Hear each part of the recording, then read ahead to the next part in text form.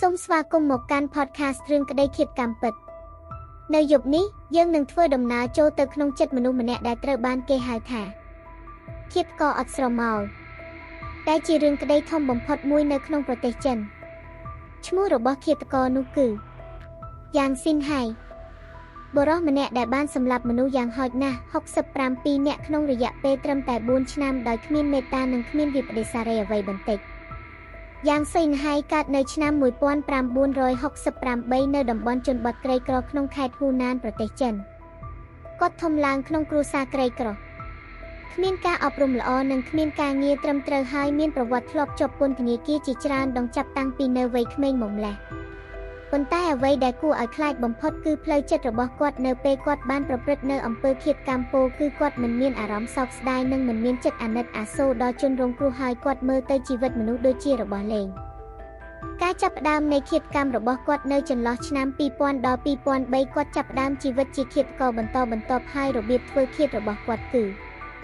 ដើរតាមភូមិជនបទជិះកង់ឬធ្វើជាអ្នកដំណើរដើរលេងរួចចូលទៅក្នុងផ្ទះមនុស្សនៅពេលយប់រួចសម្រាប់មនុស្សទាំងមូលដែលស្ថិតនៅក្នុងគ្រួសារដែលគាត់បានលួចចូលទៅគាត់ប្រើដំបងពូថៅនិងកាំបិតដើម្បីសម្លាប់ជនរងគ្រោះទាំងនោះហើយមិនថាពួកគេគឺជាកូនក្មេងស្ត្រីនិងមនុស្សចាស់នោះទេពោលគឺគាត់សម្លាប់គ្រប់គ្នាដែលស្ថិតនៅក្នុងគ្រួសារតែម្ដងមិនទុកសំបីម្នាក់ឃាតករមិនមានគោលដៅជាក់លាក់ក្នុងការសម្លាប់មនុស្សព្រោះការសម្លាប់របស់គាត់គ្រាន់កំដរអារម្មណ៍ពោលគាត់ជាឃាតកររោគចិត្តពេលខ្លះគាត់សម្លាប់មនុស្សជាង5-6នាក់ក្នុងយប់តែមួយគាត់មិនលួចប្រាក់មិនលួចទ្រព្យសម្បត្តិគាត់ចង់បានតែអារម្មណ៍ដែលមានអំណាចលើជីវិតមនុស្ស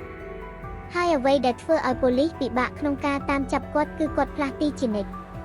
ពីខេត្តមួយទៅខេត្តមួយគ្មានស្នាមដានច្បាស់លាស់រយៈពេលជាង3ឆ្នាំប៉ូលីសចិនប្រឈមមុខនឹងសម្ពាធយ៉ាងខ្លាំងពីសំណាក់ប្រជាជនដែលរស់នៅក្នុងភាពភ័យខ្លាចយប់មកគេមិនហ៊ានបិទភ្លើងហើយឃាតករត្រូវបានគេដាក់ឈ្មោះឲ្យថាMonster Killer ឬឃាតករគ្មានស្រមោលឆ្នាំ2003ប៉ូលីសបានចាប់ខ្លួនយ៉ាងស៊ីនហៃនៅខេត្តអានហៃ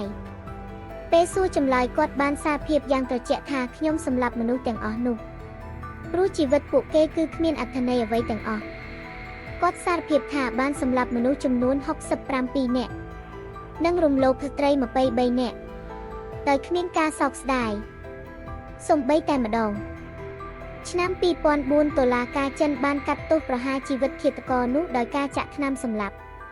ហើយជីវិតឃាតករម្នាក់បានបញ្ចប់ប៉ុន្តែស្នាមរន្ធត់និងភាពភ័យខ្លាចនឹងសាច់រឿងឈាមស្រោចស្បែកហៅមួយនេះនៅតែរស់នៅក្នុងប្រវត្តិសាស្ត្រចិនជានិច្ចរឿងនេះបង្ហាញឲ្យយើងឃើញថាមនុស្សដែលយើងមើលទៅធម្មតាអាចក្លាយជាអារក្សដែលពាក់ស្បែកមនុស្សហើយឃាតករដ៏គ្រោះថ្នាក់បំផុតមិនមែនជាមនុស្សដែលមើលទៅគួរឲ្យខ្លាចនោះទេប៉ុន្តែជាមនុស្ស